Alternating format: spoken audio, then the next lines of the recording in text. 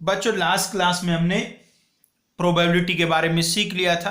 Formula बच्चों हमने सीख लिया था प्रोबेबिलिटी फाइंड करने का, number of favourable outcomes divided by total number of outcomes. कुछ हमने क्वेश्चन भी बच्चों सॉल्व किए थे। आइए थोड़े कुछ और क्वेश्चन हम सॉल्व कर लेते हैं। अभी देखिएगा पहला क्वेश्चन बच्चों, 4 cards are drawn at random from a pack of 52 playing cards। भाई लास्ट क्लास में हमने आपको सिखाया था प्लेइंग कार्ड्स के बारे में, कितने होते हैं, किस कलर के कितने होते हैं, है ना भाई। 4 टाइप के टोटल सिखाए थे, स्पेड, हार्ट, क्लब और डायमंड। सब में 13 होते हैं। एक सूट में कितने कार्ड्स होते हैं, 13 होते हैं, कौन कौन से होते हैं, पूरा डिटेल में हमने लास्ट क्लास में बच्चों जान लिया था। आगे कहा है जी, find the probability of getting all the 4 cards of the same share and second part all the 4 cards of the same number. तो बच्चों सबसे पहले तो क्या निकालेंगे हम, टोटल नंबर ऑफ आउटकम्स निकालेंगे। पहले आप समझिएगा भाई क्वेश्चन में काम क्या हुआ है। काम क्या किया गया है, 4 cards are drawn, 4 card drawn किए हैं। So total number of veg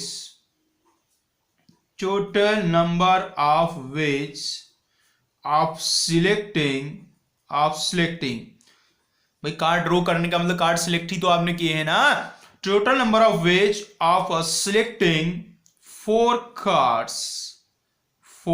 cards कितना होगा जी। इसको यदि मैं NS से डिनोट कर लूं, टोटल नंबर ऑफ आउटकम से ही बनने वाला है।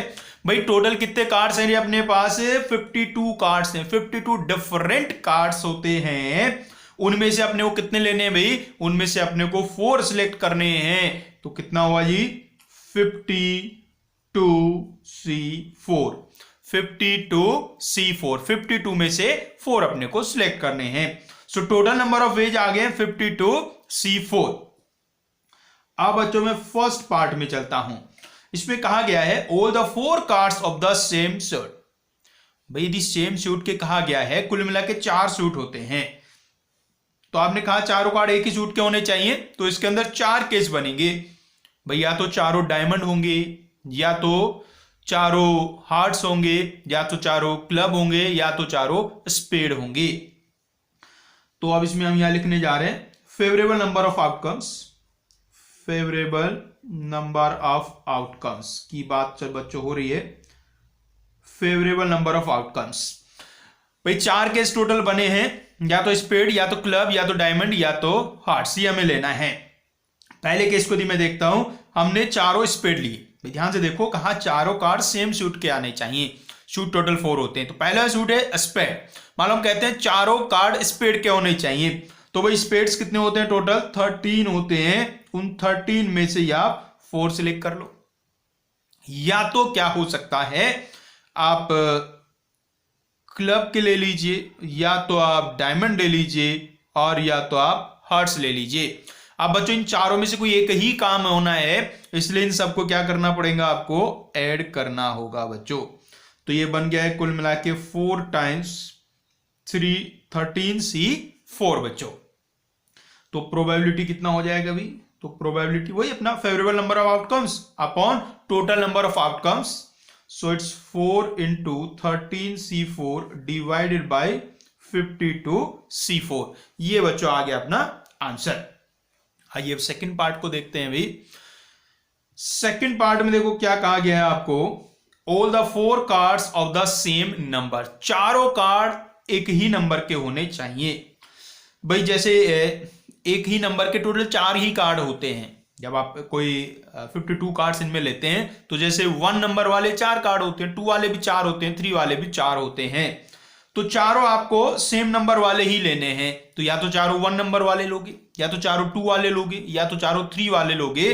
तो इसका मतलब यहां फेवरेबल नंबर ऑफ आउटकम्स क्या बनेंगे, फेवरेबल नंबर ऑफ आउटकम्स। तो यहां बेसिकली आपको सिलेक्ट क्या करना है भाई, नंबर सिलेक्ट करना है जो आपको लेंगे। नंबर मतलब 1 नंबर वाले लोगे, 2 वाले लोगे, 3 वाले लोगे, 4 वाले लोगे। तो टोटल नंबर कितने होते हैं हमारे पास, 13 होते हैं। 13 में से कोई एक नंबर आप सिलेक्ट कर लीजिए और उसी के चारों कार्ड ले लीजिए। ये कितना आ गया भैया, ये आ गया अपना 13। भैया तो 1 लोगे, या तो 2 3 4 5 से लेके 13 तक। तो यहां वेज हो गए बच्चों 13। तो बच्चों यहां प्रोबेबिलिटी क्या बनेगा, फेवरेबल आउटकम्स आगे 13 और टोटल है 52C4, सो इट्स 13/52C4 बच्चों, ये आ गया जी आंसर। चलिए आगे बढ़ते हैं और क्वेश्चन देखते हैं।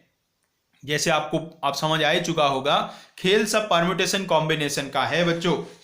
परम्यूटेशन कॉम्बिनेशन यदि आपको आएगा तो प्रोबेबिलिटी अपने आप ही आ जाएगा। प्रोबेबिलिटी का जो बेसिक वाला पार्ट है वो आपको अच्छे से आ जाएगा, बाकी जो आगे पार्ट है उसमें प्रोबेबिलिटी की और कुछ चीजें हैं। हाँ जी, नेक्स्ट देखते हैं क्वेश्चन।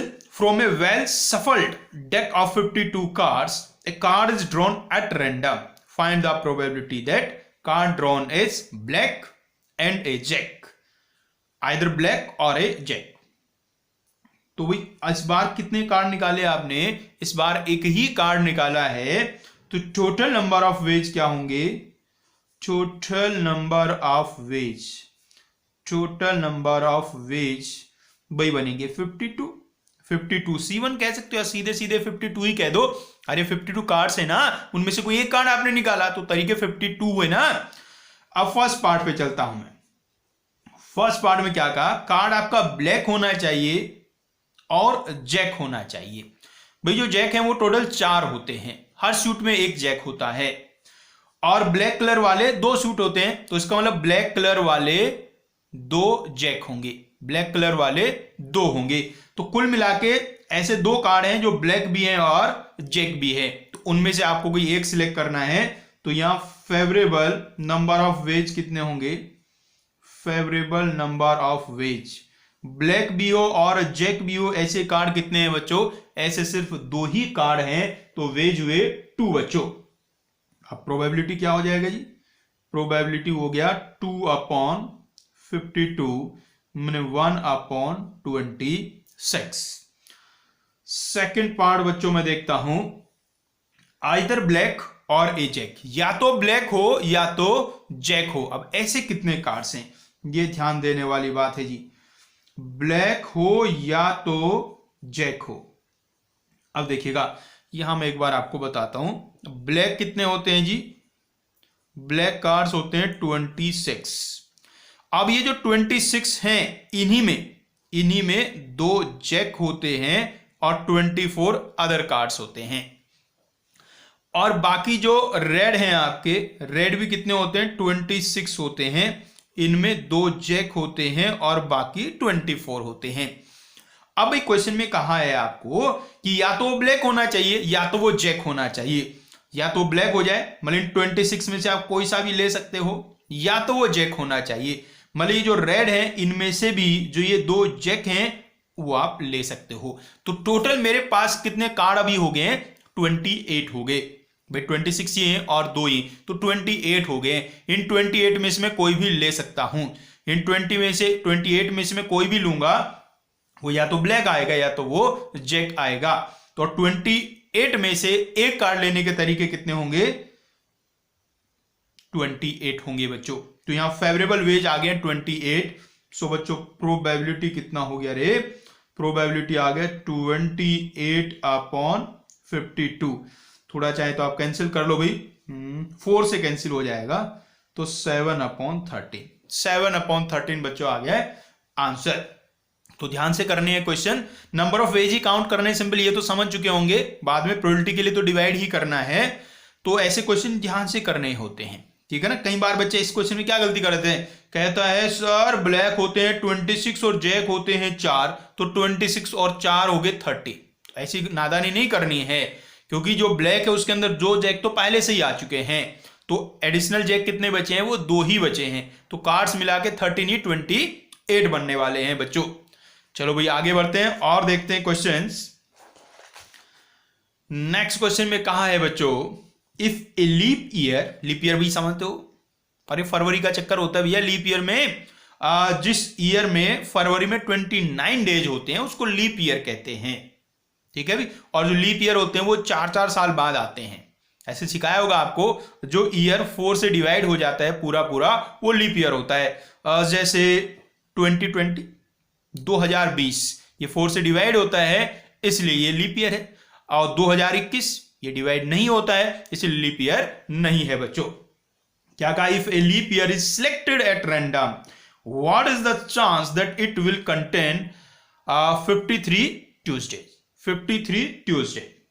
अब देखो बच्चों, पहले तो आप ये देखो जो लीप ईयर होता है उसमें कितने डेज होते हैं। So number of days in a leap year, number of days in a leap year ये होते हैं बच्चों 366 इतने डेज बच्चों होते हैं। नॉर्मल ईयर में 365 होते हैं और लीप ईयर में 366 बच्चों होते हैं। अब बच्चों जो 366 है, 366 जो है, क्या ये कुछ ऐसा नहीं बनेगा 52 इंटू 7 प्लस 2, 52 इंटू 7 प्लस 2। अब ये 7 का हमने क्यों लाया भाई जो एक वीक होता है, एक वीक उसमें 7 डेज होते हैं, उसमें आपका मंडे से लेकर संडे तक सारे एक एक बार आ जाते हैं। तो इसमें कितने वीक आ गए हैं, 52 वीक्स आ गए हैं, 52 वीक्स आ गए हैं। इसका मतलब ये हुआ कि भाई जो आपके डेज हैं सभी डेज 52 टाइम्स तो आ ही गए हैं, क्योंकि 52 इसमें वीक्स आ गए हैं। अब आगे कितने दिन बचे हैं, आगे बचे हैं बच्चों 2 दिन। अब बच्चों जो 2 दिन बचे हैं, एक तो याद रखिएगा ये 2 दिन लगातार वाले होंगे, कंज्यूकेटिव डेज होंगे। तो इनके लिए क्या क्या पॉसिबिलिटीज हो सकती है वो हम एक बार देख लेते हैं। भाई 2 दिन जो बचे उनके लिए क्या क्या पॉसिबिलिटी हो सकती है। ऐसे हो सकता है वो ऐसे बन जाए, एक संडे हो जाए और अगले वाला मंडे हो जाए, संडे मंडे। या तो क्या हो सकता है मंडे और ट्यूसडे, या तो हो सकता है ट्यूसडे और वेंसडे, या हो सकता है वेंसडे और थर्सडे, या हो सकता है भैया थर्सडे और फ्राइडे, और या हो सकता है फ्राइडे और सैटरडे, और या हो सकता है बच्चे सैटरडे और संडे। ये देखिएगा ये पॉसिबिलिटी है, टोटल पॉसिबिलिटीज ये बच्चों यहां बनी है। भाई फिर से समझ लो 366 डेज से उनमें 52 वीक्स होने के बाद 2 दिन बचे हैं। अब वो 2 लगातार वाले कंज्यूकेटिव डेज होंगे, तो वो या तो संडे और मंडे हो सकते हैं, मंडे ट्यूसडे हो सकते हैं, Tuesday Wednesday, Wednesday Thursday, Thursday Friday, या फ्राइडे सैटरडे, या सैटरडे और संडे हो सकते हैं। ये टोटल पॉसिबिलिटी बच्चों आ गई हैं। अब भाई इसको मैं सैंपल स्पेस कह सकता हूं, S4 सैंपल स्पेस है ना। ये S4 आपका ये संडे, इसमें यू बनाता हूं, ये संडे है जी, ठीक है। ये ऐसा करता हूं सैटरडे में भी SE बना देता हूं, है ना, SE हो गया सैटरडे, ठीक है रे। ये बन गया बच्चों अपना सैंपल स्पेस। टोटल पॉसिबिलिटीज ये हैं। अब इवेंट क्या बनेगा, अपने को क्या चाहिए, हमें तो 53 ट्यूसडे चाहिए। अब देखो रे यहां 52 वीक्स हो गए थे, तो मतलब 52 ट्यूसडे वहां आ चुके थे, मुझे एक ट्यूसडे और चाहिए। तो एक ट्यूसडे देखो किसमें और है, इसमें नहीं है, इस वाले में है और इस वाले में है। तो मेरे फेवरेबल जो आउटकम्स हैं वो आ रहे हैं MT और TW, मतलब ट्यूसडे उनमें जरूर आना चाहिए। तो सैंपल स्पेस ये बन गया, इवेंट ये बन गया। अब भाई प्रोबेबिलिटी निकालना तो बहुत ही आसान रहा रे। सो प्रोबेबिलिटी मतलब कि PE बराबर क्या होता है NE अपॉन NS, ये वही है favourable outcomes upon total number of outcomes. भाई NE में कितने एलिमेंट्स हैं, 2 एलिमेंट हैं, 1 और 1 2, और S में कितने हैं जी 7। काउंट कर लो एक बार जी, 1 2 3 4 5 6 7, हाँ जी। तो 2/7 बच्चों आ गया अपना आंसर। तो एक लीप ईयर में बच्चों यदि 53 ट्यूसडे होंगे तो उसका प्रोबेबिलिटी होगा 2/7। अब भाई ऐसे यदि कहा होता कि 53 संडे होने चाहिए तो उसका भी सेम ही आता, 53 मंडे कहता तो उसका भी सेम ही आता। क्योंकि ये जो आप देख रहे हैं सैंपल स्पेस, इसमें किसी भी दिन के 2 आउटकम आ रहे हैं। जैसे मंडे वाले ये 2 रहे, ट्यूसडे वाले ये 2 रहे, वेंसडे वाले ये रहे, थर्सडे वाले ये 2 रहे, फ्राइडे वाले ये दोनों रहे, सैटरडे वाले ये वाला और ये वाला, संडे वाले ये दोनों रहे, ठीक है ना। तो कोई भी दिन वो कहे 53 ट्यूसडे कहे, 53 संडे कहे, 53 मंडे कहे, सभी के लिए प्रोबेबिलिटी कितना आएगा बच्चों 2/7 बच्चों आएगा। चलो भाई आगे बढ़ते हैं और देखते चलते हैं क्वेश्चंस। नेक्स्ट क्वेश्चन देखिएगा, ये सभी जो क्वेश्चन बच्चों अभी चल रहे हैं इनमें थोड़ा थोड़ा परम्यूटेशन कॉम्बिनेशन का यूज होता चल रहा है। अब ज्यादातर क्वेश्चन में हम सैंपल स्पेस पूरा नहीं बनाते हैं, उसमें नंबर ऑफ वेज सीधे सीधे काउंट कर रहे हैं। कहा है बच्चों 6 boys and 6 girls sit in a row randomly, find the probability that all the 6 girls sit together. तो भाई इसमें बच्चों सबसे पहले तो मैं टोटल नंबर ऑफ वेज निकालूंगा। टोटल नंबर ऑफ वेज क्या होगा? टोटल नंबर ऑफ वेज जिसमें 6 बॉयज और 6 गर्ल्स को आपको एक रो में अरेंज करना है, तो उसके टोटल वेज बच्चों निकालेंगे। सो total number of veg, total number of veg कितने होंगे भी? Total number of veg 6 boys हैं 6 गर्ल्स हैं, एक रो में उनको बैठना है भाई, तो कितने तरीके बन गए भाई? देखो कितने लोग हो गए टोटल, 6 और 6 12, 6 बॉयज हैं 6 गर्ल्स हैं, तो टोटल हो गए 12। तो इनको आपको बैठाना है, तो तरीके कितने हो गए? 12 फैक्टोरियल, 12 फैक्टोरियल। तो भी टोटल वेज हो गए 12 फैक्टोरियल। अब मुझे निकालना है फेवरेबल नंबर ऑफ आउटकम्स। उसका मतलब क्या होगा? उसका मतलब है number of veg, number of ways of sitting, number of wage of sitting 6 boys and 6 girls in a row, 6 boys and 6 girls in a row, so that all the 6 girls sit together, all the 6 girls sit together। ये वाले भाई, अब हमें वो वाले तरीके निकालने इसमें भाई जो सारी गर्ल्स हैं वो एक साथ बैठे। भाई इसके लिए तो हमने सीखा था, याद है क्या? और ये स्ट्रिंग मेथड, जब बहुत सारी चीजों को एक साथ रखना होता है तो उसके लिए हम स्ट्रिंग मेथड यूज करते हैं बच्चों।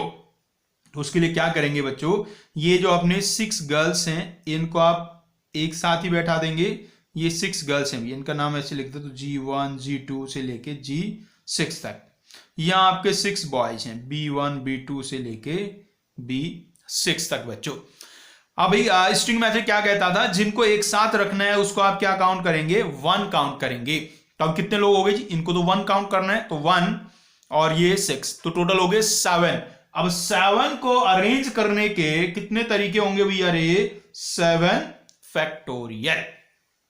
अब बच्चों ये जो 6 गर्ल्स हैं जो एक साथ बैठी हुई हैं, ये आपस में तो अरेंज हो सकती है ना भाई, और 6 गर्ल्स को आपस में अरेंज करने के कितने तरीके होंगे? 6 फैक्टोरियल। ये आ गया बच्चों 6 फैक्टोरियल। तो बच्चों टोटल नंबर ऑफ वेज मतलब कि NS ये आ गया था, और इसको मैं क्या कह देता हूं? NE। अब आएगा बच्चों प्रोबेबिलिटी। प्रोबेबिलिटी तो बेचारा है ही बहुत आसान, बस आपको डिवाइड करना है NE upon NS, 7 factorial into 6 factorial upon 12 factorial. बच्चों ये वही आ गया है। इसको सॉल्व करना चाहें तो आप सॉल्व भी कर सकते हैं, बहुत आसान से है, तो चलो कर देते हैं हम आपके लिए। 6 फैक्टोरियल को ओपन करेंगे तो 6 इंटू 5 इंटू 4 इंटू 3 इंटू 2। नीचे बच्चों यदि आप देखेंगे 12 फैक्टोरियल को ओपन करेंगे तो 12 इंटू 11 इंटू 10 इंटू 9 इंटू 8। 8 के आगे 7 फैक्टोरियल आ जाएगा, तो उससे 7 फैक्टोरियल कैंसिल हो जाएगा। कैंसिल करना शुरू करूं तो देखो इससे इसको कैंसिल किया 2 आया, इसको इससे कैंसिल किया यहां भी 2 आया, इसको इससे कैंसिल किया यहां भी 2 आया, इसको इससे कैंसिल किया यहां 3 आया, इसको इससे कैंसिल कर दिया भाई। अब नीचे यदि मैं देख रहा हूं तो एक 2 बच रहा है, एक 11 बच रहा है, एक 2 बच रहा है, एक 3 बच रहा है, तो ये कितना बन रहा है? 2 3 ये हो गया 12। 12 इंटू 11 शायद 132। तो प्रोबेबिलिटी आ गया बच्चों 1 अपॉन 132। ऐसा बच्चों आ गया है। आओ बच्चों और कुछ क्वेश्चंस देखते हैं। ये देखो जी कितना सीधा और सिंपल क्वेश्चन आया है जी, बोल वाला क्वेश्चन है। बोल वाले क्वेश्चन तो बड़े फेमस होते हैं जी, बहुत सारे क्वेश्चन मिलेंगे भी आपको। आपका प्रोबेबिलिटी वाला चैप्टर हो या परमुटेशन वाला हो, उनमें क्वेश्चन सेम रहते ही हैं। बोल वाले खूब मिलेंगे। क्या कहा गया है? A box contains 3 white 4 red and 5 blue balls. If 3 balls are drawn at random, find the probability that all of them are white, exactly one is white, each ball is of a different color। ये भाई पूछा गया है। तो सबसे पहले भाई बच्चों मैं टोटल नंबर ऑफ वेज निकालूंगा। तो टोटल नंबर ऑफ वेज भाई देखो आपको काम करना क्या है रे, ध्यान से देख लो क्या करना है। आपको एक बॉल निकालनी है, नहीं 3 बॉल निकालनी है। और कितनी बॉल में से निकालनी है? 3 व्हाइट 4 रेड और 5 ब्लू बॉल्स, मतलब कुल मिलाकर कितनी बॉल्स हैं भी? 12 बॉल्स हैं। तो 12 बॉल में से आपको 3 बॉल्स निकालनी है। तो तरीके कितने बनेंगे? 12C3, 12C3, ये बच्चों हो गए टोटल वेज। अब मैं फर्स्ट पार्ट में बच्चों चलता हूं। फर्स्ट पार्ट कहा all of them are white, all of them are white. यदि सारी की सारी व्हाइट है तो इसका मतलब क्या हुआ कि आपको 3 व्हाइट में से 3 बॉल निकालनी। भाई व्हाइट ही आपको निकालनी है तो 3 बॉल निकालनी है, और व्हाइट भी कितनी है? 3 है। तो 3 में से तीनों व्हाइट हम निकाल लीजिए।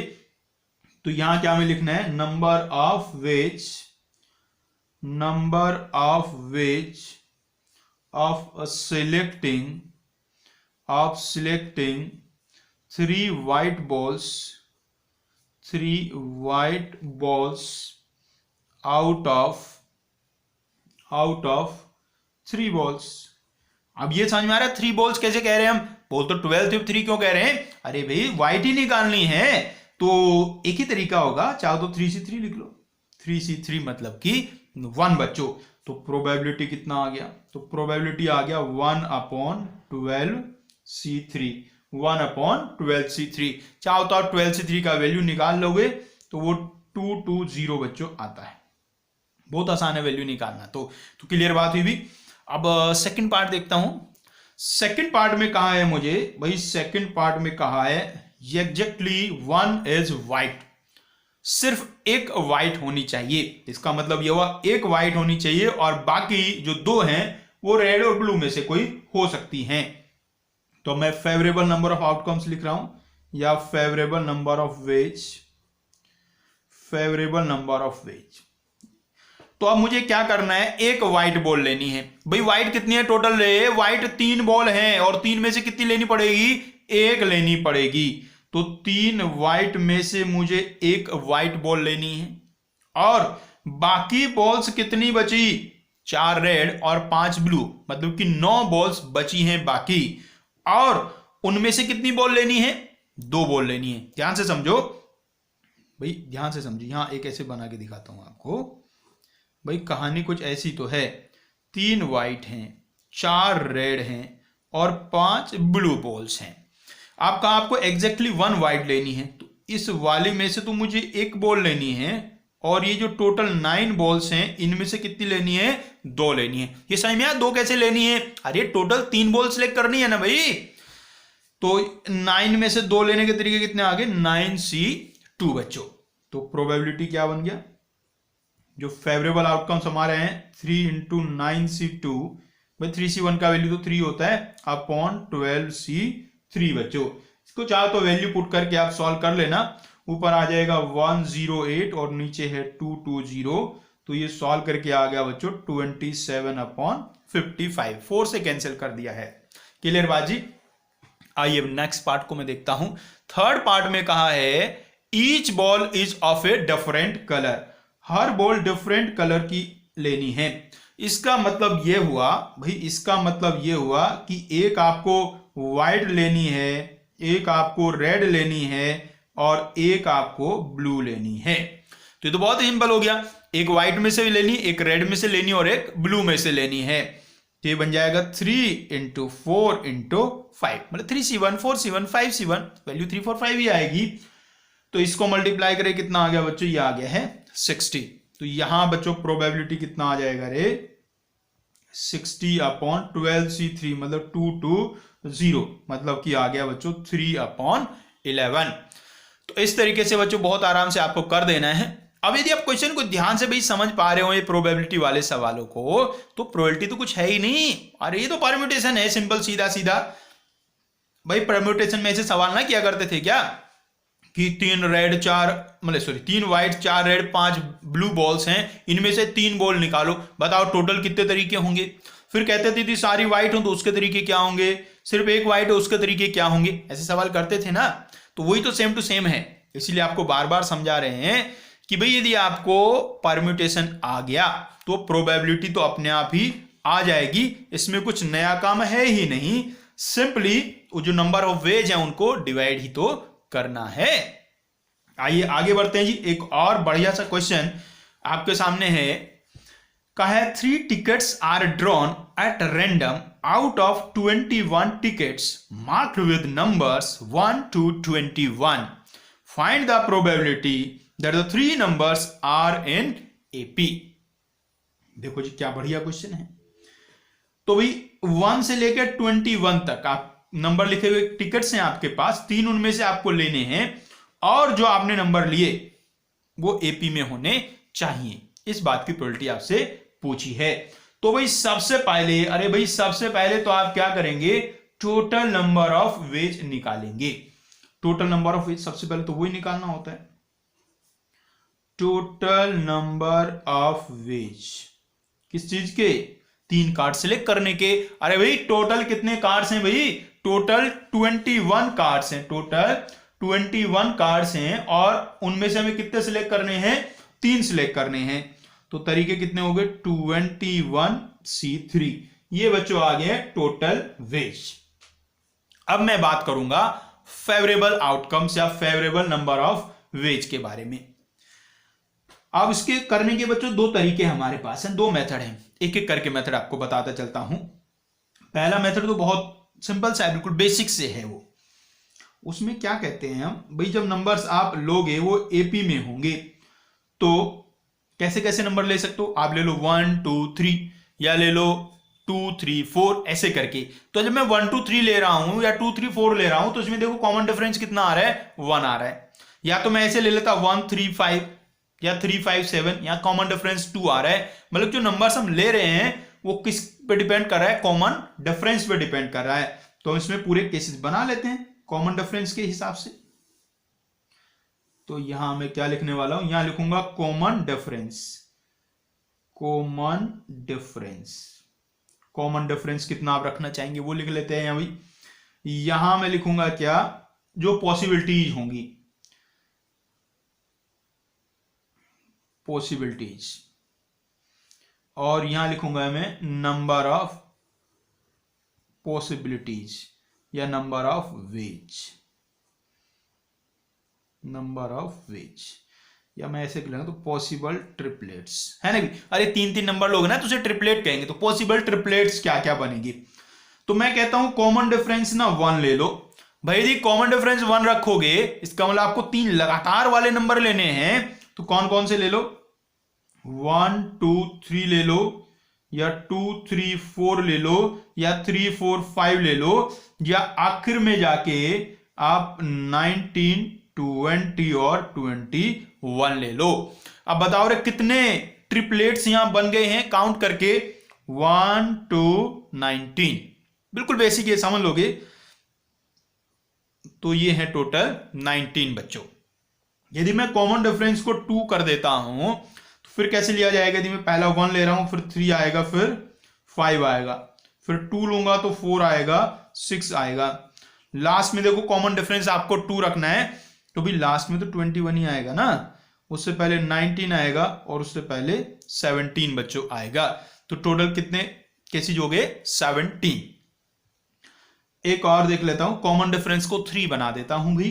कॉमन डिफरेंस 3 हुआ तो क्या बनेगा, 1 4 7 या 2 5 8, या तो भाई यहां 21 आएगा, उससे 3 कम होगा 18 आएगा, फिर 3 कम होगा 15 आएगा।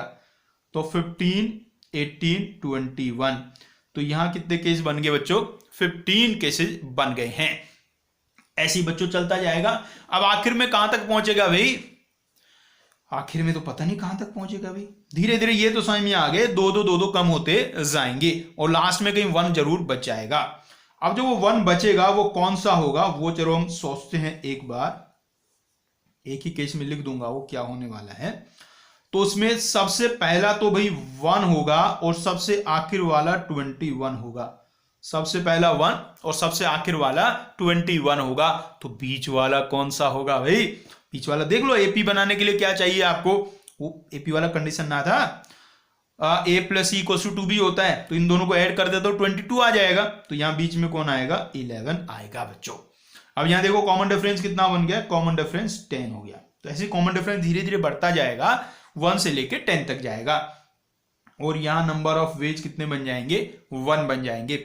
सो टोटल नंबर ऑफ वेज कितने बन जाएंगे, वो इन सबको ऐड करके बच्चों आ जाएंगे।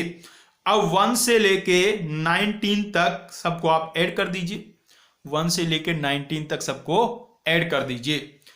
अब इसको ऐड करने के लिए आप क्या कर सकते हैं भाई, इसको ऐड करने के लिए सिंपली आप एपी का यूज कर सकते हैं। एपी का यूज कर लीजिए तो नंबर ऑफ टर्म्स बच्चों इसमें मतलब सॉरी सम इसका आ जाएगा।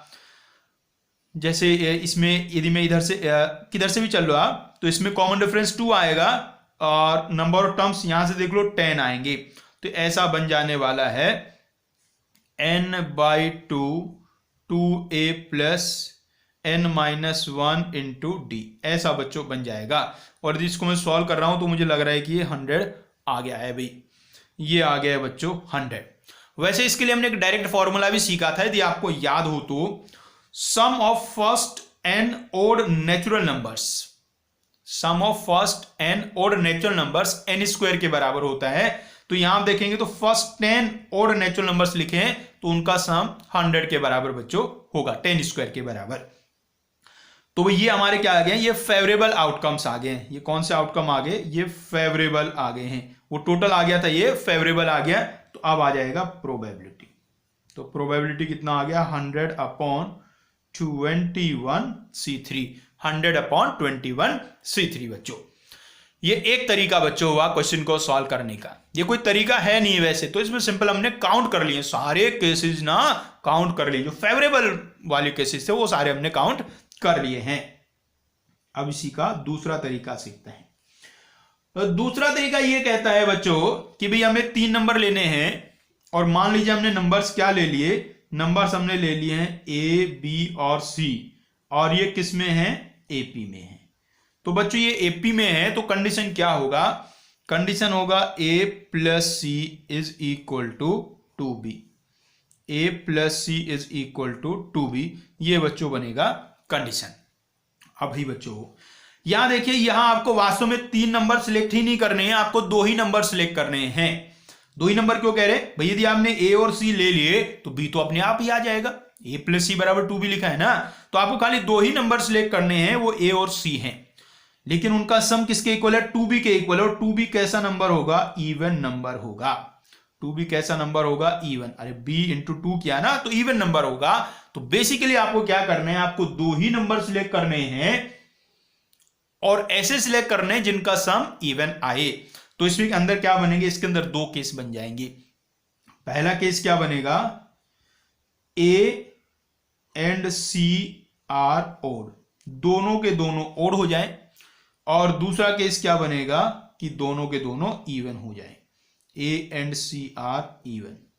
भाई 2 नंबर्स का सम इवन कब आता है, या तो वो दोनों इवन हो या तो वो दोनों और हो बच्चों। तो पहले इसमें देखिए, अब नंबर ऑफ वेज में लिखने जा रहा हूं। यदि मैं दोनों ओड लेता हूं तो कितने केसेस बनेंगे, भाई 1 से लेकर 21 तक मेरे पास सारे नंबर्स थे। तो इसमें यदि आप काउंट करेंगे तो कुल मिला के 11 ओड नंबर्स हैं और 10 इवन नंबर्स हैं। तो 11 ओड में से 2 आप ले लीजिए और इसमें 10 इवन है, उनमें से कोई 2 ले लीजिए। तो इसके वेज आगे 11c2, उसके आगे 10c2, तो 11c2 प्लस 10c2। अब बच्चों इसकी वैल्यू आप फाइंड कर लीजिए। 11c2 का वैल्यू आ जाएगा 55, इसका आ जाएगा 45। तो कितने केसेज आ गए हैं बच्चों, 100 केसेज आ गए हैं। तो दोनों तरीके बच्चों हमने सीखे। यहां हमने थोड़ा कॉम्बिनेशन का यूज करके निकाला और वहां हमने डायरेक्टली बच्चों काउंट कर लिया था। तो अब बच्चों काफी हद तक आपको चीजें समझ में आ गई होंगी कि किस तरीके से क्वेश्चंस को आपको सॉल्व करना है बच्चों। ठीक है भी, आइए एक क्वेश्चन और देख लेते हैं। नेक्स्ट क्वेश्चन बच्चों देखते हैं, बड़ा ही आसान सा क्वेश्चन है ये। क्वेश्चन में आपको कहा गया है, a letter h chosen at random from the word assassination, find the probability that letter is a vowel और consonant। 2 पार्ट हैं भी, बहुत ही आसान क्वेश्चन है। तो भाई ये वाला जो हमारा वर्ड है, इसमें पहले आप देखिए कितने वोवल्स हैं और कितने कॉन्सोनेंट हैं और टोटल कितने लेटर्स हैं। Total number of letters, total number of letters, सीधे सीधे काउंट करने भी 1 2 3 4 5 6 7 8 9 10 11 12 13 लेटर्स हैं बच्चों टोटल। और नंबर ऑफ वोवल्स कितने हैं? नंबर ऑफ वोवल्स 1 2 3 4 5 6, फिर से देखो 1 2 3 4 5 6 वोवल्स हैं। और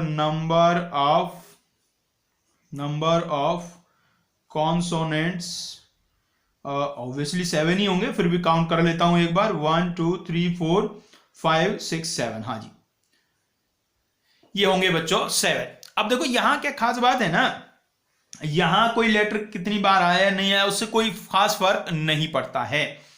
यहां बस आपको लेटर्स देखने हैं कितने हैं, वोवल कितने हैं, कॉन्सोनेंट कितने, ये बस आपको सिंपली देखना है भाई। जैसे देखो इसमें वोवल्स 1 2 3 4 5 और 6 हैं, और उसमें ए आपका 3 बार है। एक बार वोवल्स को मैं लिखना चाहूंगा आपके लिए, ए आई और ओ, ये कुल मिला के आपके पास 6 वोवल्स हैं। अब इसमें इस बात से कोई फर्क नहीं पड़ता कि ए आपका 3 बार आया है या आई आपका 2 बार आया है, ठीक है ना, इनसे कोई फर्क नहीं पड़ेगा, ठीक है भी। और ऐसी कॉन्सोनेंट के लिए हैं तो इनको आप सबको अलग अलग मान के काउंट कर सकते हैं, ठीक बात है बच्चों।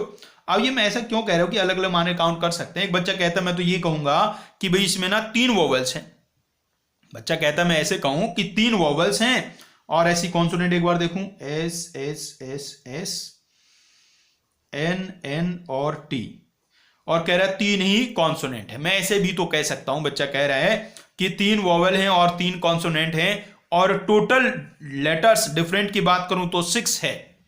और वैसे ही फिर प्रोबेबिलिटी निकालूं, पहले प्रोबेबिलिटी निकालता हूं फिर बताता हूं उसमें इसमें क्या फर्क है। फर्स्ट पार्ट का प्रोबेबिलिटी ए वोवल, एक वोवल आप लेंगे तो वोवल 6 है, टोटल 13 है तो 6/13। और प्रोबेबिलिटी ए कॉन्सोनेंट तो सिंपली आ गई 7/13, ठीक है भी। अब वो दूसरी बात को समझिए, ध्यान से समझिएगा। बच्चा कह रहा है कि इसमें 3 वोवेल्स हैं, 3 कॉन्सोनेंट है, डिफरेंट काउंट कर रहा है वो, और टोटल लेटर हो गए 6, तो उसके हिसाब से प्रोबेबिलिटी 3/6 और 3/6 आनी चाहिए। अब देखिए इसमें गड़बड़ क्या है भाई, आपने इक्वली लाइकली आउटकम्स के बारे में सुना था ना, जिसमें हर आउटकम का जो चांसेस होते हैं वो सेम होते हैं। देखिए यहां ध्यान से, यहां से ए को लेना और आई को लेना इक्वली लाइकली नहीं है, क्योंकि ए हमारे पास 3 है तो उसको लेने के जो चांसेस है वो ज्यादा हैं, और आई हमारे पास 2 है उसको लेने के चांसेस कम हैं, तो ये इक्वली लाइकली नहीं है। तो इसलिए ए और आई को आप एक जैसे काउंट नहीं कर सकते। बात समझ में आई कि नहीं? तो ये इक्वली लाइकली नहीं है, इसलिए इनको अलग अलग आप काउंट करेंगे बच्चों। क्लियर बात हुई जी? तो बच्चों हमने काफी सारे क्वेश्चन भाई सॉल्व कर लिए हैं। अब तो प्रोबेबिलिटी के आपने भी अपनी बुक काफी सारी सॉल्व कर डाली होगी, बहुत आराम से सॉल्व हो गई होगी बच्चों। और जो आपका 11th लेवल तक का बेसिक प्रोबेबिलिटी है वो इससे कंप्लीट सब हो जाता है। इसके साथ साथ इसमें कुछ सेट्स का भी एप्लीकेशन है। वैसे तो सवाल उस सेट्स आपको आता ही है, प्रोबेबिलिटी आपने सीख लिया, आप डायरेक्टली कर भी सकते हैं, फिर भी हम आपको सेट से रिलेटेड कुछ कंसेप्ट यूज करके, सेट के कंसेप्ट यूज करके किस तरीके से प्रोबेबिलिटी के क्वेश्चन सॉल्व करते हैं वो भाई आपको सिखाने वाले हैं। तो अब चलिए अब हम सीखते हैं सेट से रिलेटेड कुछ प्रॉपर्टीज जो प्रोबेबिलिटी में है।